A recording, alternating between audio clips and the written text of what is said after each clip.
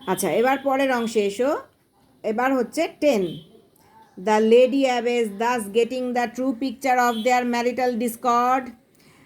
মহিলা মঠাধ্যক্ষা তিনি এভাবেই তাদের দাম্পত্য জীবনের কলহের প্রকৃত অবস্থার কথা জানতে পারলেন। ম্যারিটাল ডিসকর্ড অর্থাৎ দাম্পত্য জীবনের কলহ বা অশান্তির কথা, প্রকৃত ছবিটা জানতে পারলেন। Informed Adriana that it was for her jealous temper. তিনি অ্যাড্রিয়ানাকে বললেন যে তার হিংসুটে মনোভাবই she had turned her husband mad. তার হিংসুটে মনোভাবের দ্বারাই অ্যাড্রিয়ানা তার স্বামীকে পাগল করে দিয়েছে। She had not let him sleep which made his mind light. সে তার স্বামীকে ঘুমোতে দেয় না, সেই কারণে তার স্বামীর মন চঞ্চল হয়ে গেছে। Nor eat properly which caused him indigestion, nor could he talk freely which debarred him from any kind of relaxation or recreation.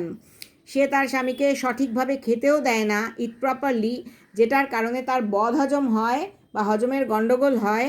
নর কুড হি টক ফ্রিলি, অথবা কথাও বলতে দেয় না পরিষ্কারভাবে, এবং খোলা মনে কথাও বলতে দেয় না। হুইচ ডিবার্ড, যেটা বাধা দিয়েছে। ডিবার্ড কথাটার মানে হচ্ছে বাধা দেওয়া। তার স্বামীকে বাধা দিয়েছে কোনো ধরনের রিল্যাক্সেশন আর রিক্রিয়েশন থেকে, কোনো ধরনের আমোদ প্রমোদ থেকে তার স্বামী বঞ্চিত।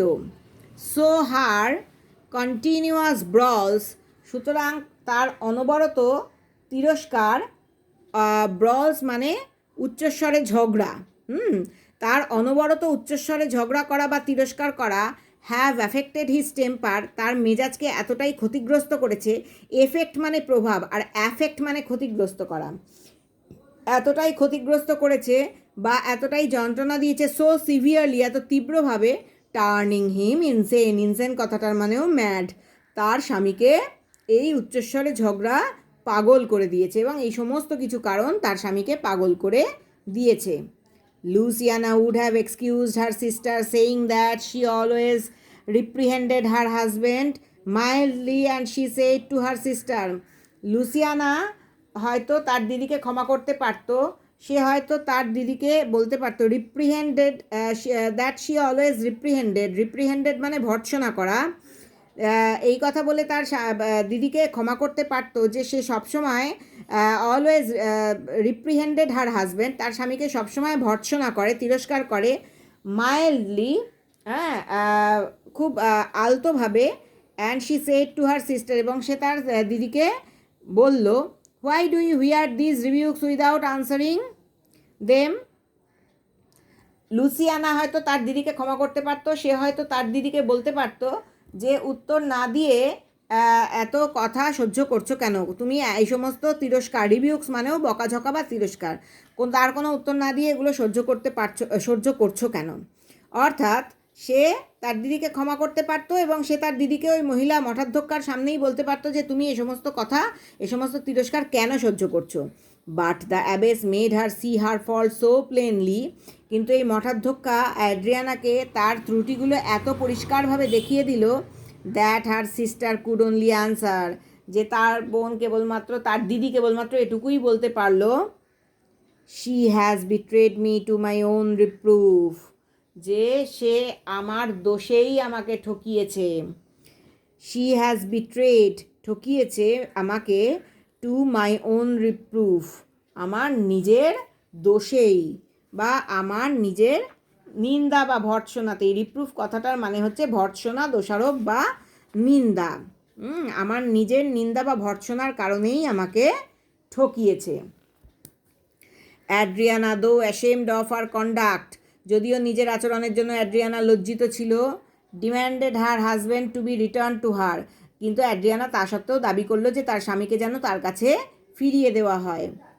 But the abbess did not want the gentleman to be delivered to the care of such a jealous woman, কিন্তু মঠাধ্যক্ষা ওই ভদ্রলোককে কিছুতেই এই রকম একজন হিংসুটে মহিলার কাছে ফিরিয়ে দিতে রাজি ছিলেন না। herself thinking of means and ways to recover him from his state as gently as possible, এবং সন্ন্যাসিনী তার স্বামীকে ওই অবস্থা থেকে সারিয়ে তোলার কথা, উপায়ের কথা ভাবতে লাগলেন, এবং এই ভদ্রলোককে অ্যাড্রিয়ানার হাতে তুলে দিতে চাইলেন না। নিজেই ভাবছিলেন যে কী পদ্ধতিতে ওই ভদ্রলোককে এই অবস্থা থেকেই পাগলামির অবস্থা থেকে খুব আলতো করে সুস্থ করে তোলা যায় যতটা সম্ভব, কিন্তু ওই হিংসুটে মহিলার হাতে তুলে দিতে চাইছিলেন না। During the course of this day, সারাটা দিন ধরে, in which so many errors had happened, অনেক রকম বিভ্রান্তির সৃষ্টি হতে লাগলো। অনেক রকম বিভ্রান্তি তোমরা নিজেরাই দেখতে পেলে গল্পটা পড়তে পড়তে যে কত রকম বিভ্রান্তি তৈরি হলো। Because of the similarity of the two twin brother pairs, কেন না দু জোড়া যমজ ভাইয়ের একই রকম দেখতে হওয়ার কারণে, দুজনের মধ্যে সাংঘাতিক মিল থাকার কারণে। The old Aegeon's day was passing by, এর মধ্যে দিয়ে আবার কি ঘটনা ঘটছিল, বয়স্ক ইজিয়ানের গোটা দিনের সময়কালটা শেষ হয়ে আসছিল, অর্থাৎ যে একটা দিন সে পেয়েছিল তার টাকাটা ফিরিয়ে দেবার জন্য বা তার হয়ে কেউ টাকা দেবার জন্য, যাতে সে মুক্তি পায় বা প্রাণভিক্ষা পায়, সেই দিনটা আস্তে আস্তে শেষ হয়ে আসছিল। And he was doomed to die, এবং ইজিয়ান আস্তে আস্তে মৃত্যুদণ্ডের দিকে বা মৃত্যুর দিকে এগিয়ে যাচ্ছিল। ডুমড টু ডাই, তার ভাগ্য নির্ধারিত হয়ে গিয়েছিল মৃত্যুর জন্য। If he could not pay the fine imposed on him for being in Ephesus, যদি সে মুক্তিপণের টাকাটা দিতে না পারে যেটা তার মাথার ওপর ধার্য হয়েছিল ইফেসাসে থাকার জন্য, সেই মুক্তিপণের টাকা দিতে না পারলে সে মৃত্যুর দিকে এগিয়ে যাচ্ছিল, যেটা তার জন্য শাস্তি হিসেবে ধার্য হয়েছিল বা যে মুক্তিপণটা তার মাথার ওপর ধার্য হয়েছিল। The place of his execution was near the convent, ইজিয়ানকে শাস্তি দেওয়ার জায়গাটা বা যেখানে তার মৃত্যুদণ্ড কার্যকরী হবে সেই জায়গাটা ছিল মঠ বা আশ্রমের কাছেই। And he arrived there just as the abbess retired to the convent, এবং ইজিয়ান সেখানে এসে উপস্থিত হলো সন্ন্যাসিনী যখন সবেমাত্র ভেতরে কনভেন্ট বা মঠের ভেতরে গেল। The Duke himself attended this place, Duke নিজেও সেখানে এসে হাজির হলেন। So that if anyone came forward to pay the fine, যদি কেউ এগিয়ে আসে ওই মুক্তিপণের টাকাটা দিয়ে দিতে, he could pardon the old man at that moment, তাহলে ডিউক ক্ষমা করে দিতে পারেন এই বৃদ্ধ মানুষটিকে ওই মুহূর্তেই। Adriana stopped this procession, Adriana এগিয়ে চলা মিছিলটাকে থামালো। And cried out to the Duke of her husbands লুনাসি, এবং চিৎকার করে ডিউককে তার স্বামীর পাগলামি সম্পর্কে জানালো। And the desperate situation that she was in, এবং কি ভয়ঙ্কর পরিস্থিতির মধ্যে সে রয়েছে বা কি ভয়ঙ্কর পরিস্থিতির মধ্যে সে পড়েছে, সাংঘাতিক এক অবস্থার মধ্যে পড়তে হয়েছে। কেন না her real husband who got free from captivity, তার সত্যিকারের স্বামী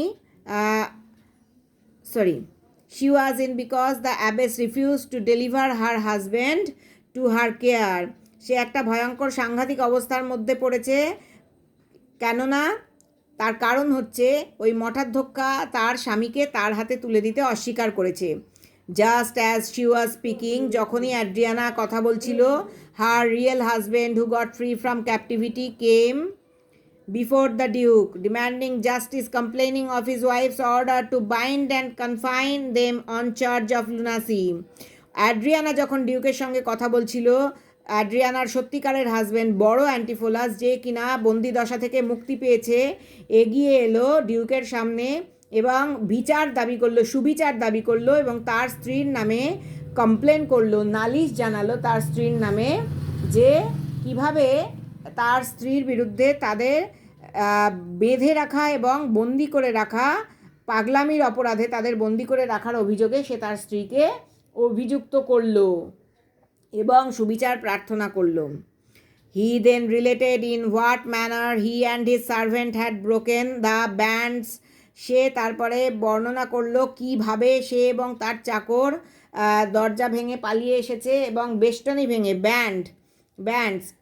বেষ্টনী ভেঙে পালিয়ে এসেছে, সতর্ক প্রহরীদের সজাগ দৃষ্টিকে ফাঁকি দিয়ে পালিয়ে এসেছে। Escaped the prying eyes of his vigilant keepers, এবং পালিয়েছে কিভাবে, প্রাইং আইজ কৌতূহলী দৃষ্টি বা অত্যন্ত পাহারা দেওয়ার দৃষ্টি থেকে ফাঁকি দিয়ে তারা ভিজিল্যান্ট কিপার্স সতর্ক প্রহরীদের কৌতূহলী দৃষ্টি বা সতর্ক প্রহরীদের সজাগ দৃষ্টিকে ফাঁকি দিয়ে তারা কিভাবে বেষ্টনী ভেঙে পালিয়ে এসেছে বা পালাতে সক্ষম হয়েছে, পুরো ঘটনাটাই বড় অ্যান্টিফোলাস বলল।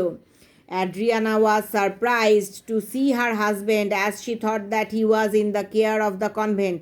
অ্যাড্রিয়ানা অবাক হয়ে গেল তার স্বামীকে দেখে, কারণ সে ভেবেছিল যে তার স্বামী বোধহয় আশ্রমে বা মঠের আশ্রয়েই রয়েছে, এই কথা অ্যাড্রিয়ানা ভেবেছিল। কিন্তু সে যখন দেখলো যে মঠের বা আশ্রমের আশ্রয়ে তার স্বামী নেই, তার স্বামী বাইরে আছে এবং ডিউকের সঙ্গে কথা বলছে, অ্যাড্রিয়ানা অত্যন্ত অবাক হয়ে গেল।